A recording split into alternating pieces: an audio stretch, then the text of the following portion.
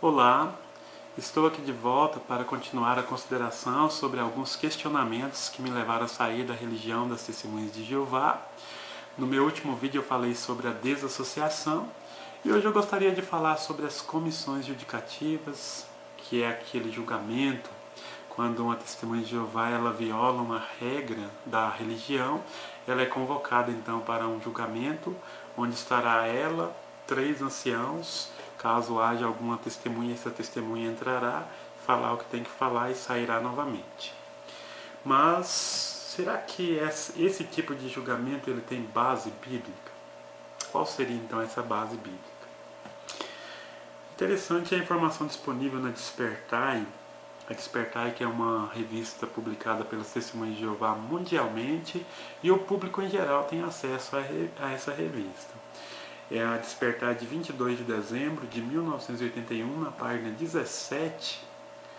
O artigo tem o tema Em Busca de Raízes Jurídicas, e na página 17 tem então o subtítulo Julgado Pronto e Publicamente. Eu vou ler na íntegra o trecho, inclusive eu fiz citação desse trecho na minha carta de dissociação, quando eu fui convocado para uma comissão judicativa por discordar dos ensinamentos da organização.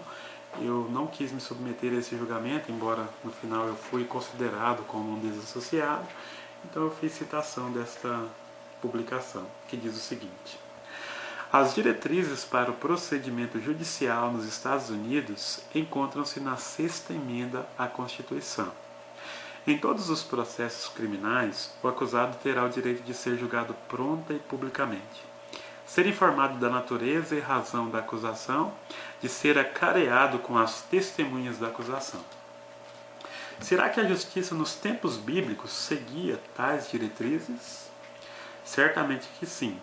Os julgamentos de criminosos eram sem dúvida muito mais rápidos em Israel do que o são atualmente em países tais como os Estados Unidos, onde abarrotados tribunais e processos pormenorizados dão margem a muitos adiamentos. Visto que o tribunal local estava situado nos portões da cidade, não havia dúvida de o julgamento ser público.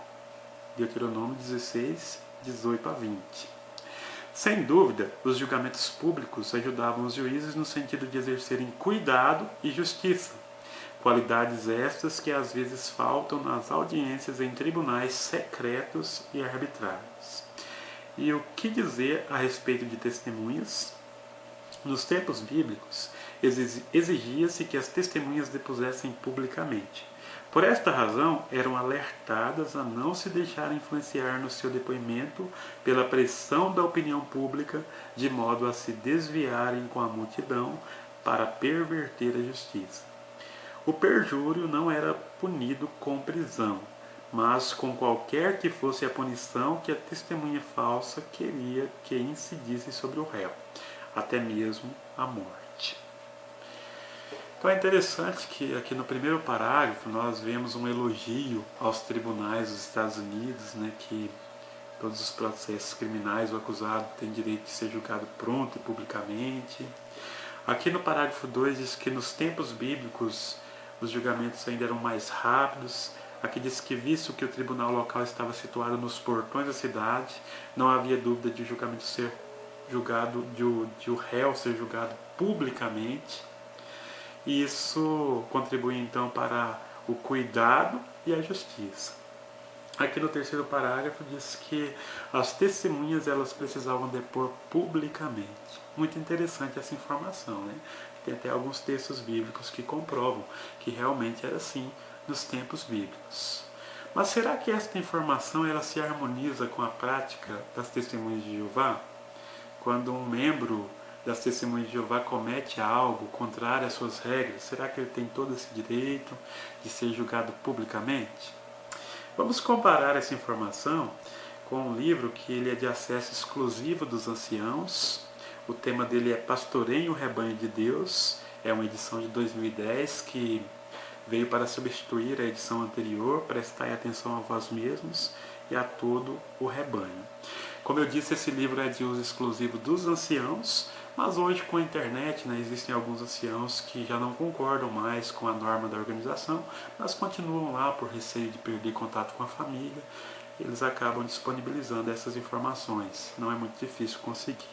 E se você é um ancião, você poderá confirmar o que eu vou ler aqui com o seu próprio livro, Pastoreio o Rebanho. Eu te dou total autonomia para que você possa comparar essa informação com as páginas que eu vou citar. Então vamos comparar Despertai, de 1981, com o capítulo 7 do livro Pastoreio, o livro dos anciãos, que é conhecido também como KS. No capítulo 7, o título do capítulo é Audiências Judicativas, e na página 90 ali diz assim: escutem apenas as testemunhas com informações relevantes sobre a suposta transgressão. Não se devem permitir depoimentos de quem pretende falar apenas sobre o caráter do acusado. As testemunhas não devem ouvir detalhes nem depoimentos de outras testemunhas. Não é permitida a presença de observadores para dar apoio moral. Não é permitido o uso de aparelhos de gravação. Então, que interessante, porque essas informações estão totalmente contrárias ao que foi dito lá na Despertar de 81, que disse que o julgamento nos tempos bíblicos era público, que as testemunhas depunham publicamente e que isso servia para o cuidado e a justiça, né? Será por que então essa discrepância? Porque aqui no livro dos anciãos disse que as testemunhas não podem depor uma na frente da outra, uma testemunha não pode ouvir o depoimento da outra. Aqui diz que espectadores também não é permitido. É um julgamento realmente secreto e arbitrário, como diz lá na Despertar de 81. Não é permitido também o uso de aparelho de gravação. Por que será então dessa discrepância? Vamos dar uma olhada aqui em algumas outras partes desse livro. Eu achei bem interessante aqui o capítulo 6, que fala sobre a preparação para uma comissão judicativa, e é totalmente pertinente, está relacionado ao que nós estamos considerando. Aqui na página 83, aqui fala assim: convocação do acusado para a audiência judicativa. É melhor que 2 anciãos o convoquem oralmente. Então notem que é preferível que essa convocação ela seja oral e não por escrito. Será por quê? Vamos continuar lendo e nós vamos entender. Se o acusado dificultar a convocação oral, apesar de várias tentativas da comissão judicativa, então ela deve enviar-lhe uma convocação escrita. Não deixe informações confidenciais em uma secretária eletrônica ou correio de voz, nem as envie por e-mail ou mensagem de texto de celular.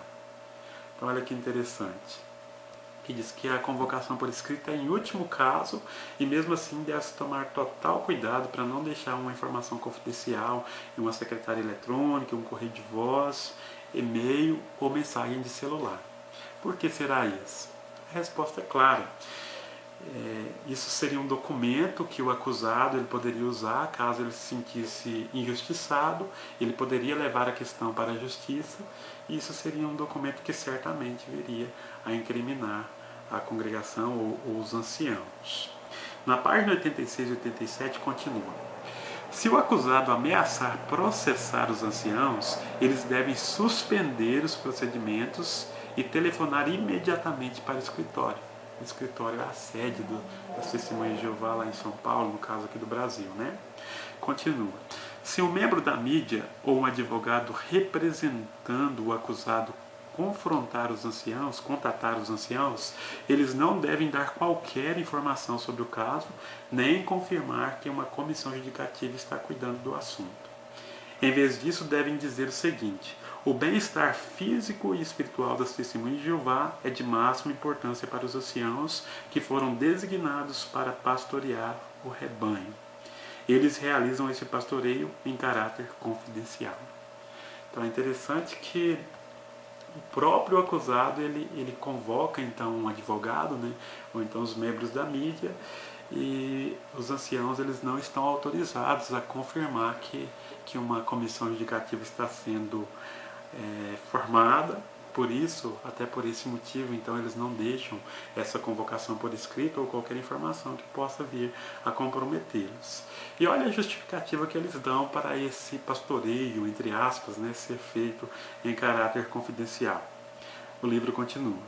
Isso permite que quem procura a ajuda dos anciãos possa fazê-lo sem receio de que o que disser seja divulgado mais tarde. Por essa razão, não comentamos se os anciãos estão se reunindo ou já se reuniram para ajudar algum membro da congregação. Será que essa justificativa ela cola?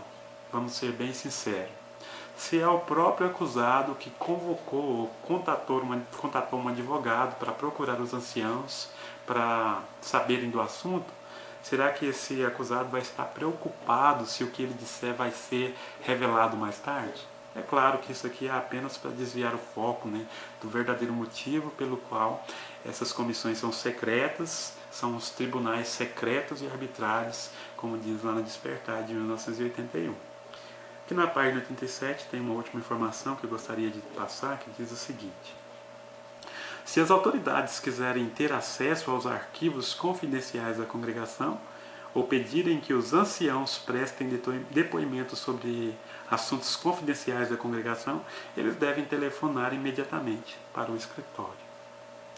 Então eu vou deixar que você mesmo julgue essas informações, que você chegue às suas próprias conclusões. E eu repito, se você é ancião, você tem total liberdade para comprovar, para comparar o que eu disse, o que eu citei aqui do livro Pastoreio o Rebanho, no seu próprio livro. Você pode fazer isso sem nenhum problema. E eu deixo então que vocês mesmos cheguem às suas próprias conclusões sobre o motivo, sobre o porquê dessa dissonância, né? A própria Despertar diz que nos tempos bíblicos o julgamento era público. Diz que no tempo bíblico as testemunhas depunham publicamente, mas hoje as testemunhas de Jeová não fazem mais isso, né? E elas revelam isso apenas no livro que só os anciãos têm acesso e as testemunhas de Jeová em geral não têm acesso. Muito em breve eu gostaria de voltar a falar sobre outro assunto para podermos continuar com a nossa consideração. Até mais.